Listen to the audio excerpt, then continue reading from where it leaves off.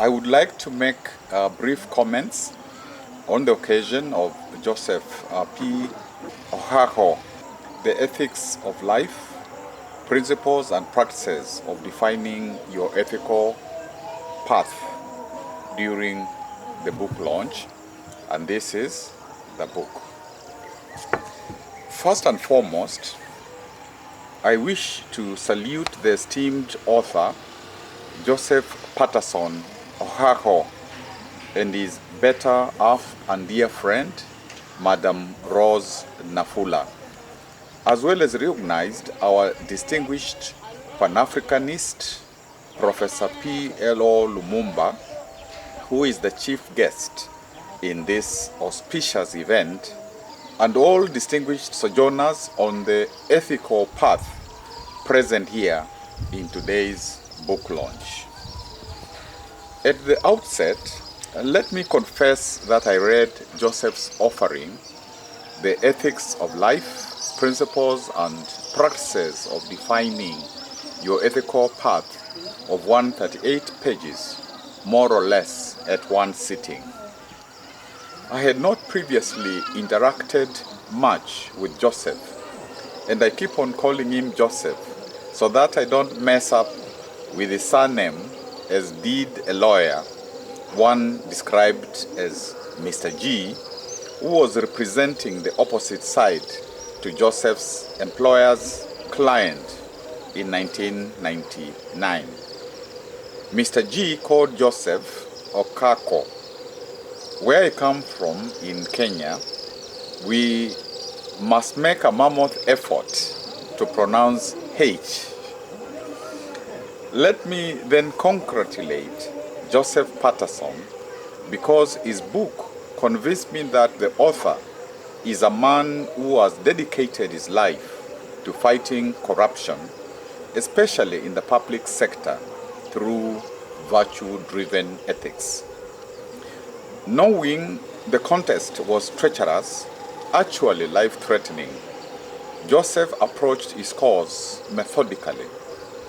Through thorough training, identifying a supporting cast of resolute ethics and integrity officers, negotiating for the establishment of an ethics and integrity unit, culminating in a full-fledged department within his public organization, and then undertaking the Herculean assignment without fear or favor. Joseph's work, even as some of his unethical bosses viciously fought back, bore immense fruit in his workplace. An ethical culture was established, which outlived his stay or welcome in the organization, as corruption cartels swore and sought to draw blood.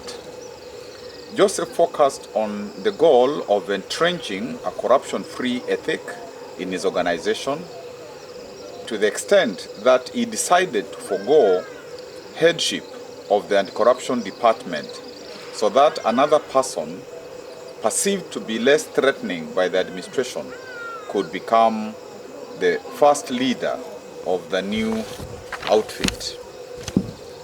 No doubt, Joseph's book demonstrates that the author is an ethicist dedicated to anti-corruption work in Kenya, Africa, and beyond, as evidenced by vision, strategies, and networks that he has over time developed.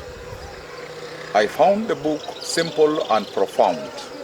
Simple because it is written in accessible language, but profound because it chronicles Joseph's journey in integrity-related work, but informs the reader and ethics and integrity enthusiasts how, step by step, to undertake anti-sleaze work from an ethical standpoint.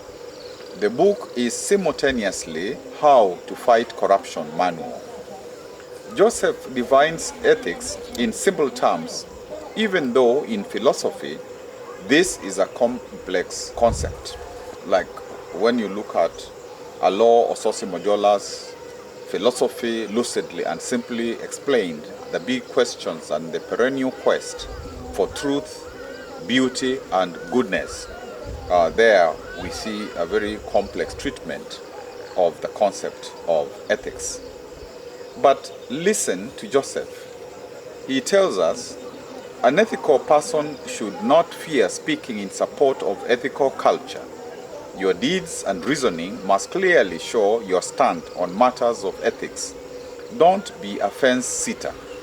And further, an ethical person must, and I add consistently, exhibit honesty, fairness, practice equality, dignity, support diversity and individual rights of the people he comes into contact with.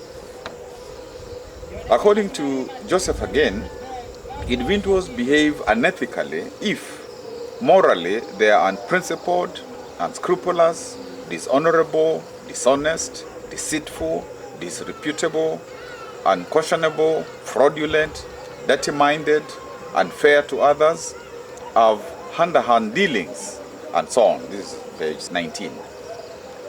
As you read Ethics of Life, you will come across instructional wisdom for underuse in creating a conducive environment wherever you work, as you are guided by what Joseph calls ethics of life against corruption. Joseph defines